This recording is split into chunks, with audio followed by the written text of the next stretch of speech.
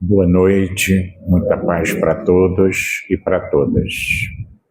Uma alegria poder estar aqui de volta com vocês, a fim de fazermos algumas reflexões em torno do tema que foi proposto: a ressurreição de Lázaro e o despertar da consciência.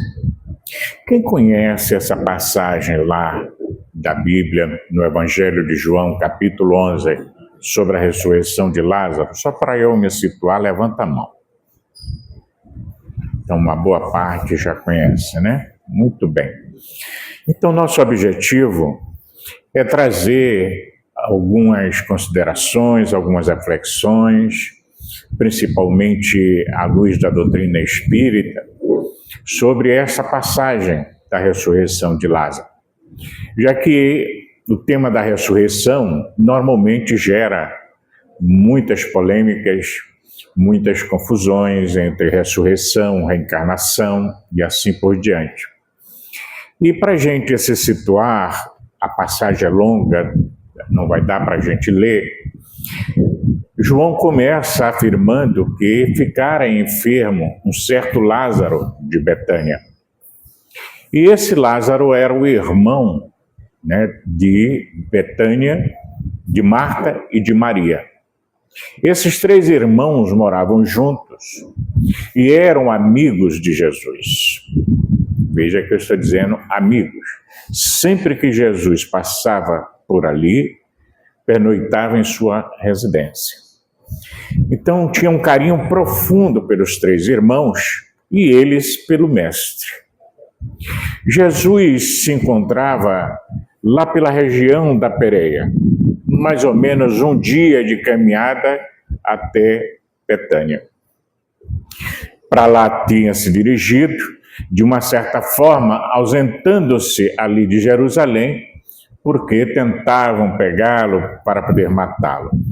E como ele tinha o controle do seu tempo, mestre que era, e costumava dizer, não chegou a minha hora, ele se esquivava do confronto final, como haveria de fazer quando da sua crucificação, em que ele então faz a entrega total. E enfermara Lázaro. E as duas irmãs, quando o irmão fica enfermo, manda dois amigos ao encontro de Jesus na região da Pérea para informá-los sobre a enfermidade de Lázaro. E eles, consequentemente, levam um dia para chegar aonde Jesus se encontrava. E lá chegando, informam ao mestre o estado de Lázaro a pedido das irmãs. Ocorre que Jesus, como quem não deu muita importância àquela informação e continua fazendo o que estava sendo feito. E eis que 2 dias se passaram, e então ele vira para os discípulos e diz: preciso voltar para poder despertar Lázaro.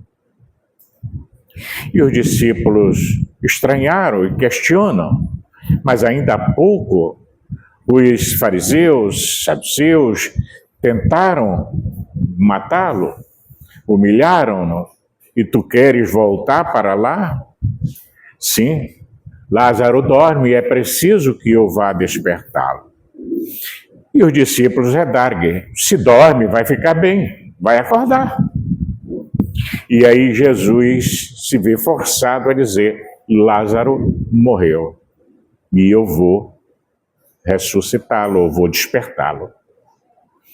E um dos discípulos mais pessimistas diz: vamos nós também para morrermos com ele. E ele volta então para a cidade de Betânia.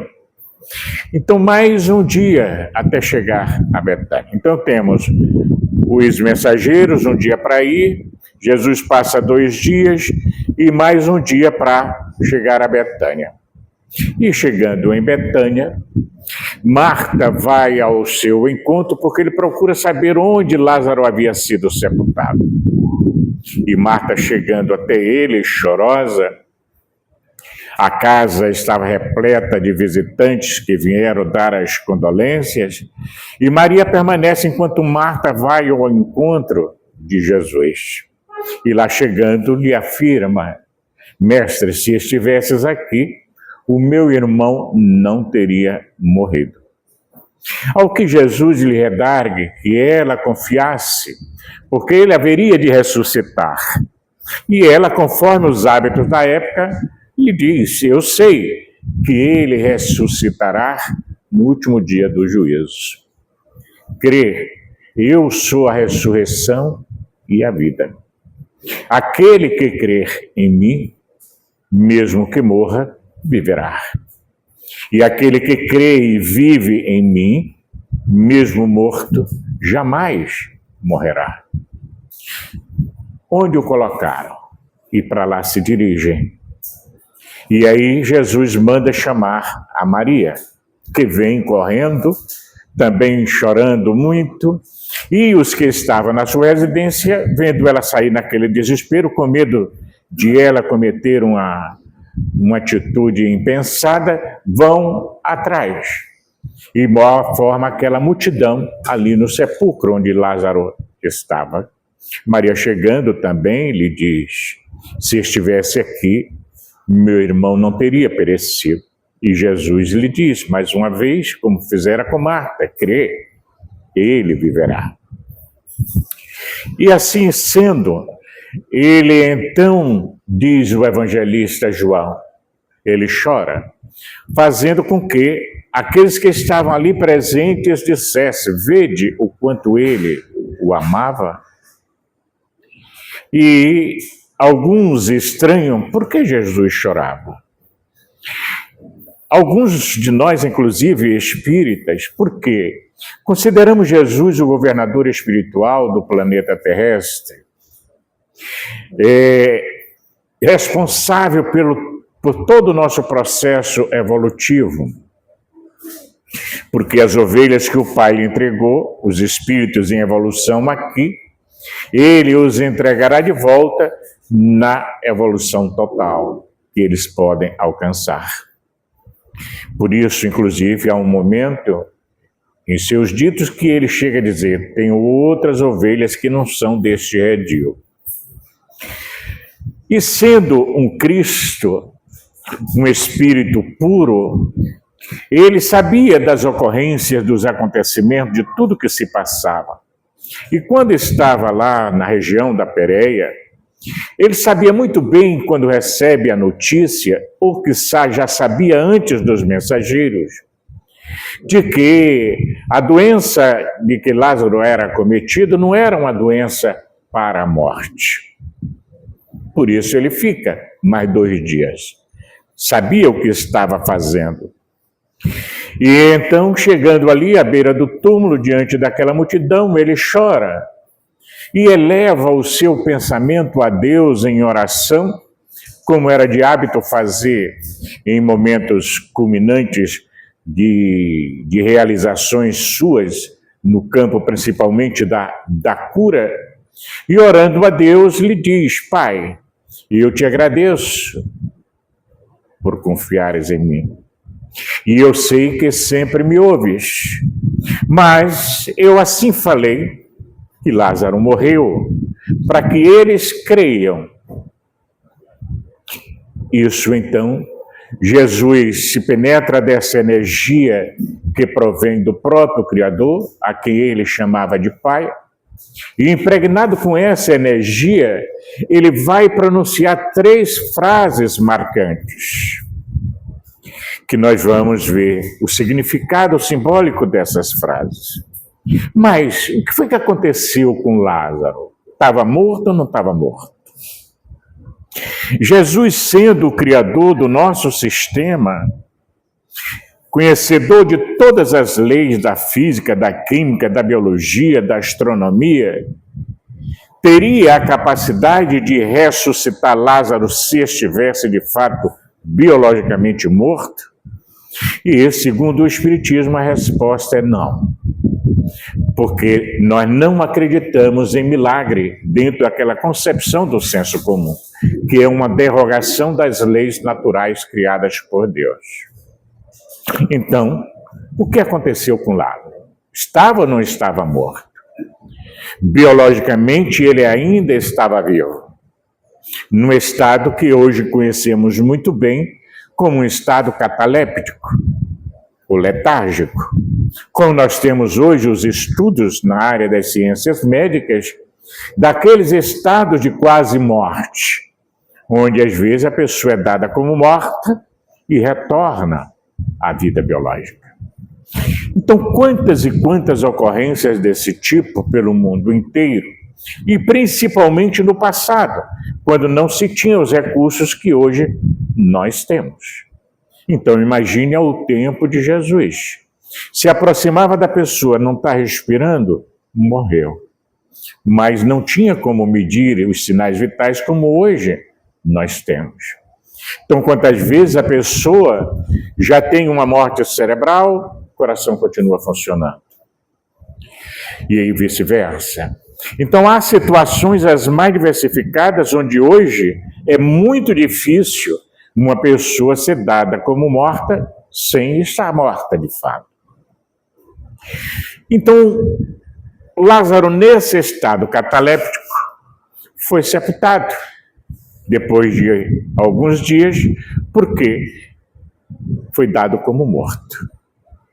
É por isso que quando Jesus vai dar a primeira ordem, que é tirar a pedra, porque os túmulos daquela época eram grutas, e depois fechavam com uma pedra, como foi o próprio túmulo de Jesus. Ok, e quando ele vai dizer essa frase, tirai a pedra, Marta se assusta e diz, mas já cheira mal, faz 4 dias de sepultado. Então, a temperatura ambiente ali era provavelmente janeiro do ano 30, então muito quente. E imagine uma pessoa 4 dias dentro de uma cavernazinha, tudo fechado, envolto em ataduras, porque ele tinha feridas na pele.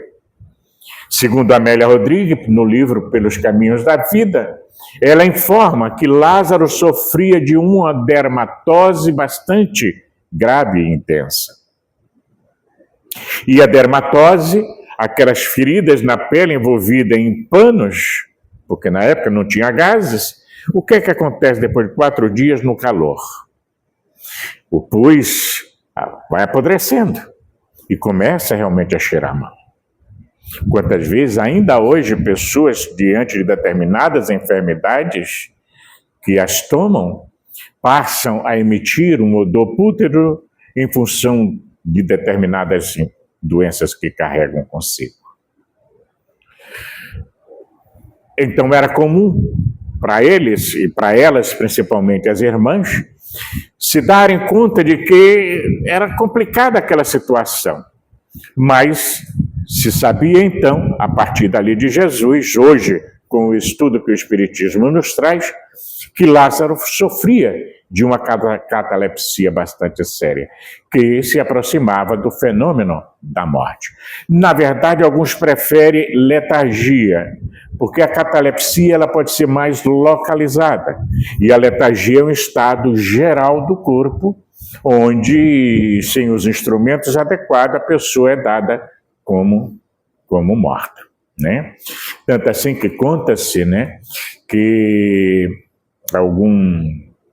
alguns anos atrás, uns 2 séculos atrás, mais ou menos, o que é que acontecia? Às vezes a pessoa era sepultada, e como havia muito essa história da pessoa ser sepultada viva, às vezes tinha cemitério que o defunto tinha uma linha amarrada no dedão do pé, ok?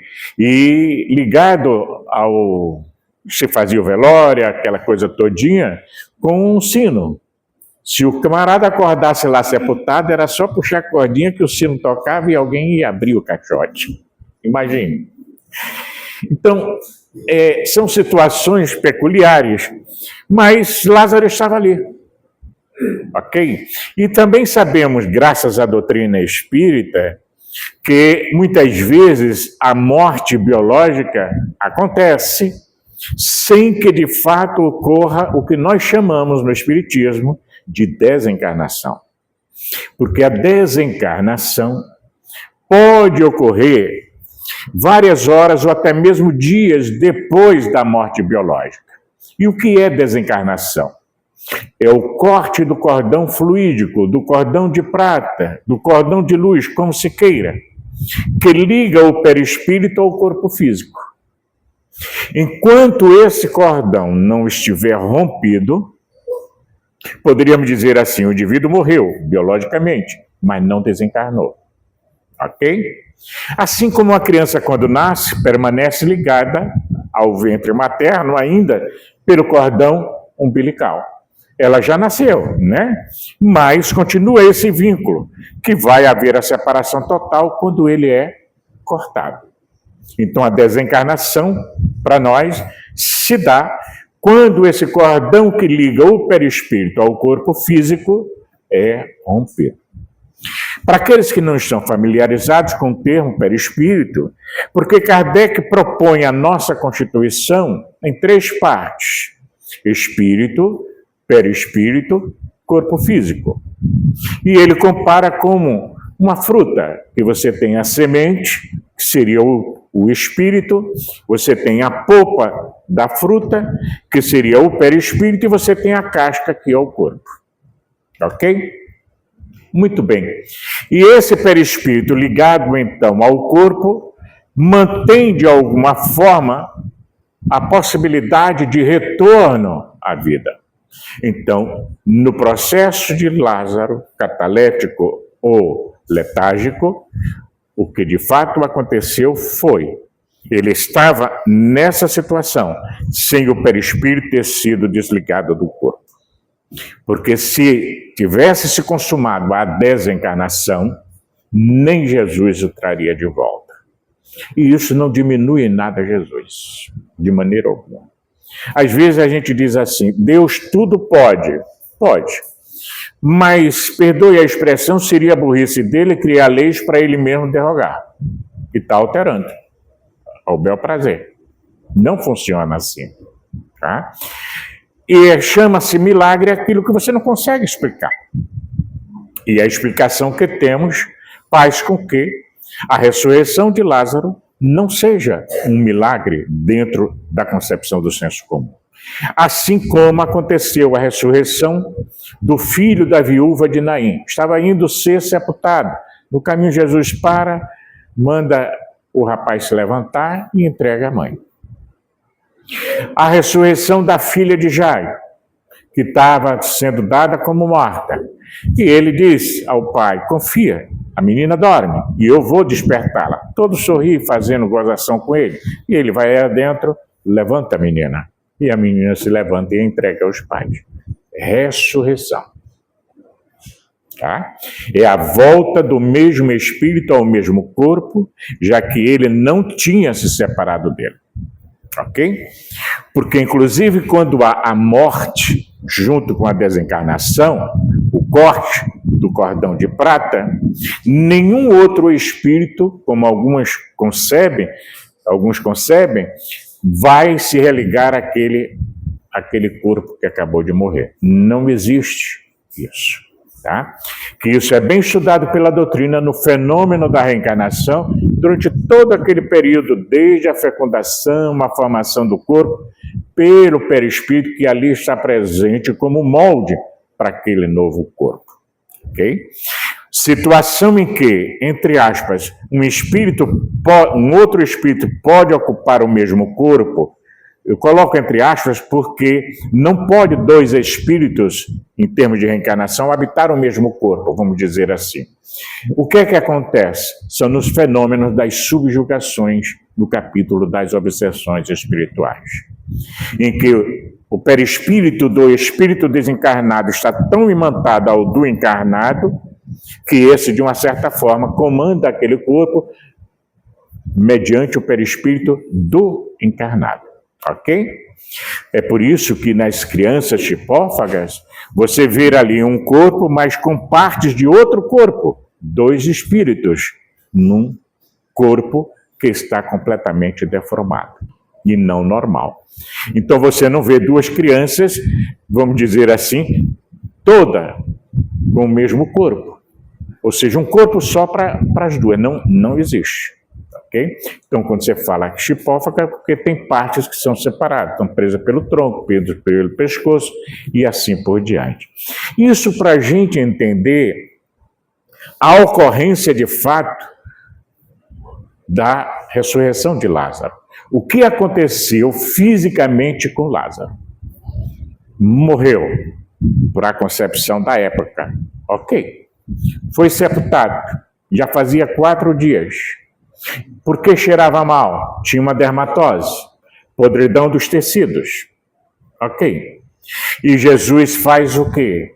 Vai trazê-lo de volta à vida. Porque a vida dele, vamos dizer assim, estava por um fio. Se Jesus não fosse socorrê-lo, ele morreria. Como veio a morrer mais tarde? Não ficou eternamente no corpo vivo, não. Chegou a data dele, de fato, morrer. Tá? Muito bem.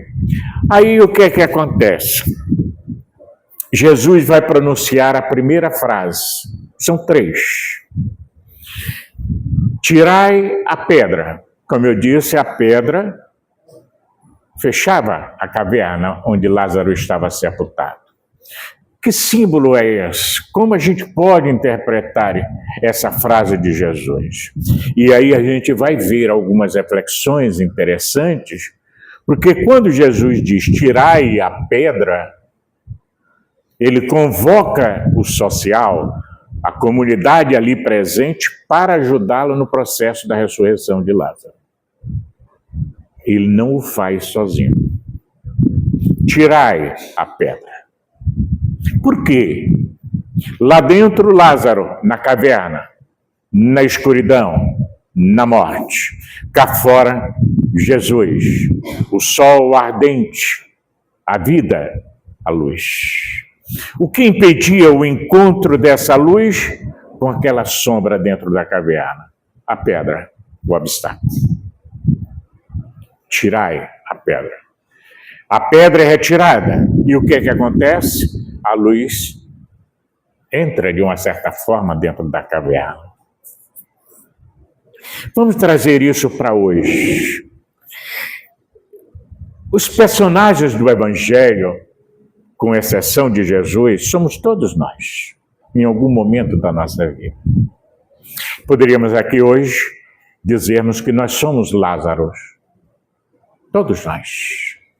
Porque dentro dessa mesma existência física que nós temos, quantas mortes e quantos renascimentos ou ressurreição nós já tivemos? Ou teremos ainda? Quantas vezes nós nos encontrávamos ou nos encontramos hoje dentro da gruta? E entre nós e o sol lá fora esplendente, proveniente do próprio Cristo, com a sua luminosidade, existe uma pedra, existe uma barreira, que precisa ser retirada. Vamos imaginar que quando nós chegamos aqui no Cristo Consolador, Jesus, de uma certa forma, convocou familiares, amigos, para quê? Para que retirasse a pedra e nós pudéssemos sentir a presença da luz. E aqui estamos. Nesse contato com a luz. O que vai acontecer depois é uma outra história, é uma outra etapa. Porque os obstáculos são muitos, simbolizando essa pedra que fecha a gruta. A nossa ignorância, no sentido de não conhecimento, nosso orgulho, nossa, vamos dizer assim, arrogância de não querer aceitar uma outra realidade pelas concepções materialistas. A dificuldade que nós temos para aceitar essa outra realidade, porque se trata de nós enfrentarmos a nós mesmos para um despertar da nossa consciência. Porque quando estamos aqui ouvindo uma palestra, participando de um curso e assim por diante, lendo um livro, fazendo reflexões, nós estamos despertando a nossa consciência para novas realidades. Porque a finalidade da vida em termos evolutivos é esse despertar da consciência, como diz Joana de Ângeles nas suas obras. De tal maneira que quando nós temos essa percepção, nós então vamos retirando obstáculos que nos impedem de avançar no que diz respeito à evolução e ao despertamento da nossa consciência. Por isso Jesus dá aquele comando: tirai a pedra. Tirai os obstáculos que impedem Lázaro de sentir a presença da luz. Porque lá dentro é só escuridão. E quando estamos dentro da caverna, dentro da gruta, a gente não vislumbra a luz. É tudo treva. Como nós, diante dos problemas que carregamos, só desilusão, desespero, é escuridão total. E alguém vem e tira a pedra. Ou algumas pessoas tiram a pedra. E a gente já consegue sentir esse sol que adentra aquele ambiente úmido. E a gente sente já um revigoramento de alguma forma. E aí Jesus vai para a segunda frase. Porque retirada a pedra, Jesus poderia ir lá dentro, pegar Lázaro pela mão e trazer cá para fora. Não é isso? Mas olha a sabedoria e a pedagogia de Jesus. O que é que ele faz? Segunda frase. Lázaro, vem para fora. Lázaro precisava se esforçar para sair. Porque se a luz entrou, ele já sentiu a presença dela, estava precisando de uma energia nova, de uma força nova. E aí vai o comando. Lázaro, vem para fora. Nisso, a gente pode deduzir que Jesus lhe envia magnetismo, e o seu era muito poderoso, fazendo com que o espírito de Lázaro se reaproximasse do corpo para revitalizá-lo com aquela ajuda magnética de Jesus. Faz sentido, gente? E outra coisa, por que Jesus usa essa pedagogia? Lembra daquela passagem? Vinde a mim todos vós que estáis cansados e aflitos, que eu vos aliviarei. Imaginemos Lázaro na qualidade dos aflitos aqui, que somos todos nós. Jesus, Lázaro, vem para fora. É como se ele estivesse dizendo, vem a mim e eu te aliviarei. E Lázaro, ouvindo aquele comando, sai. Todo enfaixado, mas sai. É como nós. Aí chegamos aqui, depois de retirados os obstáculos iniciais, mas chegamos aqui todo amarradinho, cheio de encrenca, seja psicológica, emocional, física, enfim, familiar, financeira. E não quer dizer, por ter chegado aqui, que tudo vai desaparecer, não. Porque às vezes a gente pensa que você se tornar espírita é sumir com os problemas todos. Não tem milagres. Mas aí a gente chega todo enfaixado, né? Ok. E aí o que é que ocorre? Mas ouvimos o comando, vem para fora. E aí a gente vem, assiste a palestra, faz o curso, toma o passe. O que é o passe? Está tirando as faixas e está nos enrolando. Está dando ideia, gente? Tá? É por isso que quando a gente toma o passe e a gente está envolvido com a coisa, parece que a gente respira melhor. Não é? Aí a gente volta para o dia a dia, e aí a gente fica todo enfaixado de novo, né? A gente já vai para lá de novo no Consolador, e aí vem. E aí a gente vai indo, pouco a pouco, a gente vai se desenfaixando, com a ajuda dos que estão conosco. E porque já escutamos a voz direta de comando, chamando para vir para fora. Sair da escuridão interior para essa presença da luz que começa a surgir dentro de nós com o despertar da nossa consciência. E aí Jesus vai para a terceira frase, que é a primeira: tirai a pedra. Lázaro, vem para fora. E em seguida a terceira: desatai-o e deixai-o ir. De novo Jesus convida os circunstantes para ajudar. Que é esse o trabalho dos passistas ali, desatando os nós que nós trazemos. É o trabalho dos guias espirituais que nos acompanham, também buscando desatar esses nós através dos trabalhos desobsessivos na própria casa espírita e no plano espiritual. Só que ali, com Jesus, o poder dele se manifestava de imediato. Com nós, a coisa é mais lenta, é mais devagar. Mas veja que requer um esforço de Lázaro para sair, assim como requer um esforço de todos nós para também sair da gruta interna em que nós nos refugiamos, pelas dores que nós carregamos, pelas enfermidades, seja do corpo ou da alma, que nós trazemos conosco. Então, desatai-o e deixai-o ir é a convocação de todos que estão ali presentes para ajudar no processo, tanto as irmãs como os amigos e amigas. E aí a gente começa a ir resolvendo o problema. Agora, o que é que acontece com Lázaro depois disto? Ele, que já era amigo de Jesus, já lhe seguia de uma certa forma as orientações, mais do que nunca se vai lhe fazer uma entrega total. O que é que muitos outros fazem diante desse fenômeno da ressurreição, dentro desse simbolismo, desse comparativo que estamos fazendo, trazendo para a nossa realidade de hoje? A gente pega, melhora e vai lá para fora de novo e tudo volta a acontecer. Por isso, Jesus, sempre que curava alguém, o que é que ele lhe dizia?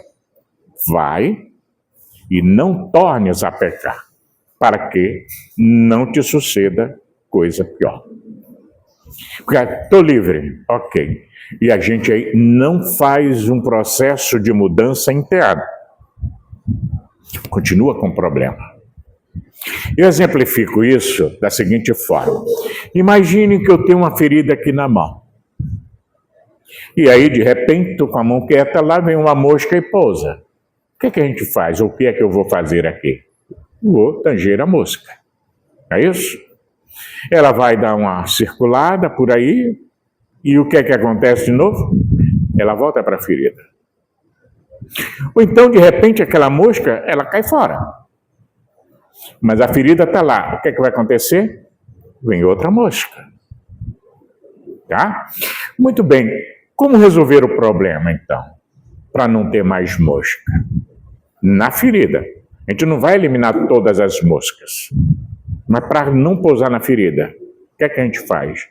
Limpa a ferida, bota um curativo para que ela cicatrize, para que a gente obtenha a cura. André Luiz, num dos seus livros, tem uma frase fantástica, ele diz assim: não podeis impedir que as aves de rapina sobrevoem as vossas cabeças, mas podeis impedir que elas façam ninho. As aves de rapina, aqui poderíamos entender os espíritos que nos acompanham, porque estão sempre conosco. Paulo já dizia, vivemos cercados por um monte de testemunhas. Mas podemos impedir que aqueles que vivem na vadiagem no mundo espiritual, na maldade, em querer fazer o mal, estabeleçam-se e façam ninho sobre as nossas cabeças. Por quê? Pela qualidade dos pensamentos que nós nutrimos. Então, se temos o hábito da oração, da boa leitura, dos bons pensamentos, e estamos naquele esforço para nos melhorar cada vez mais, a gente está buscando impedir que essas aves criem ninho sobre as nossas cabeças. Porque se antes de chegarmos, quando estavam lá dentro da caverna escura, havia os ninhos, à medida que nós fomos recebendo a ajuda, esses ninhos vão sendo desfeitos, que é o que a gente chama do processo desobsessivo. E a nossa mente vai se luarizando. E apesar de termos dificuldades e problemas na vida, nós vamos aprendendo a lidar com eles, porque nós estamos ainda num planeta de provas e de expiações. É por isso que a cura, de uma certa maneira, é um patrimônio da nossa alma. E que, à medida que desenvolve a sua consciência, maturidade, percepção dilatada a respeito de si mesma, autoconhecimento e autoamor, que possa liberá-la das prisões internas que todos nós temos. Todos nós temos. Por isso, Kardec, ao definir o espírita, ele diz que o espírita é aquele que busca vencer as suas más inclinações. Então, quem não tiver má inclinação não é espírita. Tá bom assim? Porque todos nós temos. Não sei se aqui na plateia tem alguma exceção, porque de repente possa ser que seja um espírito puro aqui perdido entre nós. Mas todos nós temos imperfeições. Então, qual é o objetivo? Irmos corrigindo essas imperfeições. Buscando hoje ser melhor do que ontem, amanhã melhor do que hoje, e assim sucessivamente. Não é esse o processo?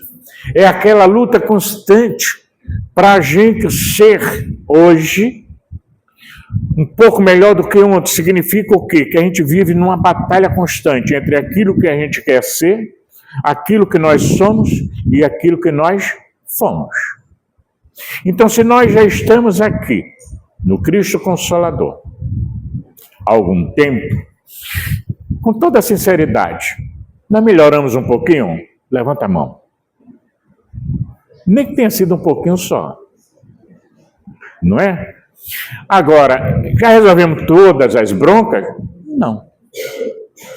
E qual a vantagem? É essa consciência que você vai tendo de que você está aqui. Tem um caminho longo pela frente. Mas quando você olha para trás, você já percorreu um bom pedaço. E não desanima, porque tem tanta coisa ainda para fazer. Porque esse é o processo do nosso aperfeiçoamento constante. Então, nesse processo de cura, essa cura está dentro de quem? De nós. Ninguém vai nos curar. Ninguém. Veja que eu estou dando o exemplo aqui de Jesus, que ele ressuscitou Lázaro, sim. Mas sozinho? Não. Ele se utilizou de todos que estavam ali. Em duas oportunidades. Tirai a pedra, desatai-o e deixai-o ir. Ele requisita a contribuição deles. Por isso aquela frase, como é que Deus ajuda o homem? Através do próprio homem. E aí esse auxílio vem de familiar, amigos, mas também vem dos espíritos desencarnados que nos acompanham. E acho que já aprendemos na doutrina que todos nós temos um anjo da guarda. Vocês acreditam nisso? Acreditam mesmo? Não senti muita firmeza nesse negócio, não. Todos têm um guia espiritual, que é designado para acompanhar a gente quando a gente reencarna. Está aí com a gente.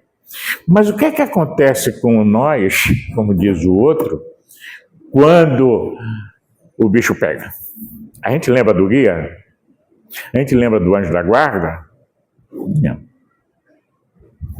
Qual é a nossa oração? A gente vai direto para Deus pedindo a Ele que nos livre do negócio. E está bravo. Não é assim?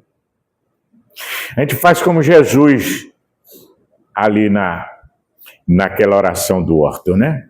Pai, afasta de mim esse cálice. Não é isso, gente. Né? Só que a gente se esquece da segunda parte da oração dele. Mas, se não for possível, seja feita a tua vontade. Para nós, o que é que acontece? A gente pede ajuda ao anjo da guarda para quê? Para nos dar forças, para suportar o que a gente precisa suportar. Nos dê energias para a gente conseguir continuar caminhando, apesar das dificuldades. Apesar das dificuldades e assim por diante. Então, quando a gente tem essa percepção no despertar da nossa consciência para essa realidade, o fardo da gente, como afirmou Jesus, fica mais leve. E o jugo é mais suave. Por isso, algumas pessoas estranham quando encontram espíritas verdadeiros e que olham assim, mas eu não entendo, fulano, fulana, é um amor de pessoa, só faz o bem, busca ajudar os outros, mas sofre que é uma coisa. Como se espírita não tivesse que sofrer. E é assim. À medida que a gente vai despertando, parece que a pele espiritual vai ficando mais sensível. Então dói mais, a gente sente mais. E quando a gente tinha aquele couro lá de rinoceronte ou de elefante, a coisa vinha e a gente não sentia tanto. E damos graças a Deus porque hoje estamos tendo a oportunidade, pela dor, pelo sofrimento, está resgatando as nossas dívidas, nossos erros, ou aperfeiçoando o nosso aprendizado total. Então, diante dessa realidade, tirai a pedra, tirai a pedra, Lázaro, vem para fora, desatai-o e deixai-o ir, é a nossa realidade. E aí a gente pode se situar aqui. Estamos lá dentro da caverna aguardando Jesus vir, plena escuridão, ou já estamos naquela fase em que ouvimos a voz dele, mandando tirar a pedra. Ou, mais diretamente, mandando nós sairmos daquela caverna interior escura de dor, de sofrimento, daquele lugar de penúria em que nós nos encontramos, para podermos sentir o benfazejo da luz solar diante de nós.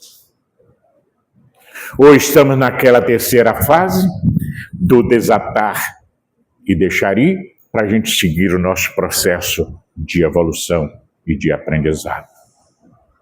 Porque, na verdade, muitas vezes, quando nós sofremos e nos afligimos na vida, ou estamos nesse lugar de morte, e aqui eu não estou falando de morte biológica, mas muitas vezes, como diz Amélia Rodrigues nas suas obras, existem muitos vivos mortos no corpo, enquanto existem muitos mortos, mas que permanecem vivos no plano espiritual. Assim como há aqueles que são vivos no corpo, mas mortos em termos de espiritualidade. Dessa forma, onde nos situamos, onde nos colocamos, já buscamos essa espiritualidade, essa luz divina que nos acena, para que nós possamos entender melhor o sentido da vida. Porque quando temos esse sentido, qualquer como serve para nós. Seja um problema físico, seja um problema financeiro, seja um problema psicológico, mental, familiar, afetivo, de que tipo for, há uma razão de ser para ser como é. E o ator de todo esse drama, quem é? Somos nós. Porque normalmente nós temos o hábito de apontar o dedo para dizer que somos infelizes porque o outro nos faz infeliz. O outro pode até, de uma certa forma,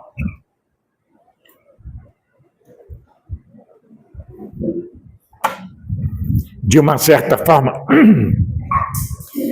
ter nos ferido, ter nos magoado, mas permanecer nesse lugar de dor, de sofrimento e com a ferida aberta, vai depender de cada um de nós. Por quê? Não é o que acontece a gente que define o nosso destino. É como nós lidamos com o que nos acontece. Seja qual for o problema. Seja qual for o problema. Eu já vi pessoas que sofreram estupro na adolescência e que saíram desse lugar de sofrimento e de escuridão para a vida, enquanto que outras permaneceram trancafiadas naquele lugar de sombra, de dor, de amargura, responsabilizando o outro pela sua infelicidade. Você, na verdade, como se diz normalmente, dá a volta por cima, não quer dizer que você não sinta o que aconteceu.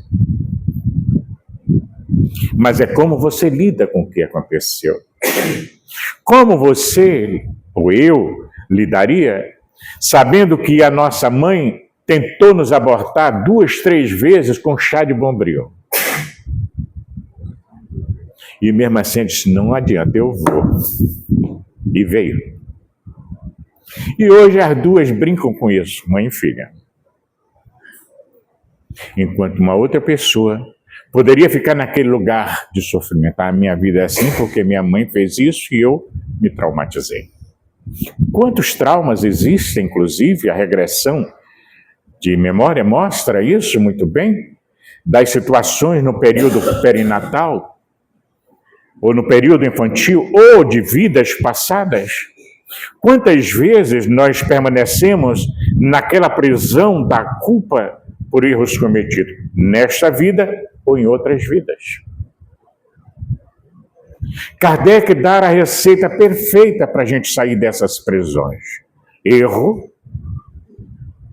arrependimento, expiação, reparação. Vejamos, erro. Todos os espíritos, como Emmanuel, Joana e outros, costumam afirmar que o aprendizado dentro da evolução se dá através do erro e do acerto. Não tem como você aprender de outro jeito.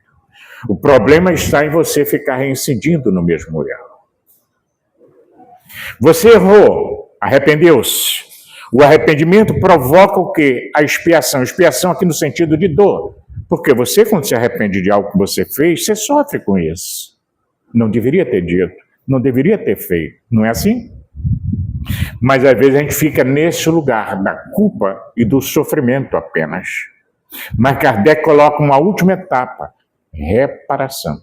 Precisa reparar. Joana de Ângeles propõe a substituição do termo culpa por responsabilidade, por responsabilização. Você é responsável pelo que você faz. Se você fez, tem consequências. Simples. E você vai lidar com as consequências. Tenha tido intenção ou não. Então, hoje, nós lidamos com as consequências das causas provenientes, existentes nas nossas vidas passadas, mas também da vida presente. São as prisões, são as cavernas em que nós nos encontramos e queremos sair, porque a luz está lá fora. Entre nós e Jesus, que é a luz, uma pedra. Retirada a pedra, precisamos ouvir a palavra de comando. Vinde para fora. Lázaro, sai para fora. Vinde a mim todos vós que estáis aflitos, que sofrem, que eu vos aliviarei. Mas para ter alívio, precisamos ir até ele. Cada um com as suas possibilidades. Para após isso, nós então estarmos desenfaixados para continuar a nossa jornada evolutiva. Porque não mais estaremos naquele lugar só da expiação, só da dor. Precisamos voltar a caminhar, voltar a construir. Pensemos nisso. Muita paz.